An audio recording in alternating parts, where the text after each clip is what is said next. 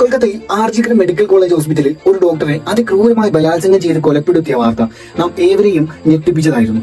ഞാൻ കഴിഞ്ഞ വീഡിയോസിൽ അത് പറഞ്ഞിട്ടുണ്ട്. സോ ഈ ഒരു ബോഡി കിട്ടുമ്പോൾ ഈ ഒരു സ്ത്രീയുടെ, ഈ ഒരു ഡോക്ടറുടെ കാലെന്ന് പറയുന്നത് ഏകദേശം 90 ഡിഗ്രിയിലായിരുന്നു. ഒരു കാൽ ഇടത്തോട്ടും ഒരു കാൽ വലത്തോട്ടും എന്ന രീതിയിലായിരുന്നു.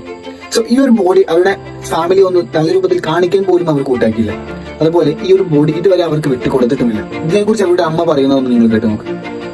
जोड़ती रही माँ बाप, हाथ जोड़ते रहे, हमें एक बार दिखाओ, हमारी बच्ची का मुंह एक बार दिखाओ. हमको नहीं दिखाया गया 3 घंटे तक. ഈ ഒരു ബോഡിയിൽ നിന്ന് കണ്ടെടുത്ത ബീജം എന്ന് പറയുന്നത് ഏകദേശം 150 മില്ലിഗ്രാമാണ്. ഒരു വ്യക്തിയുടെ ബീജം എന്ന് പറയുന്നത് ഏകദേശം 15 മില്ലിഗ്രാം വരെയാണ്.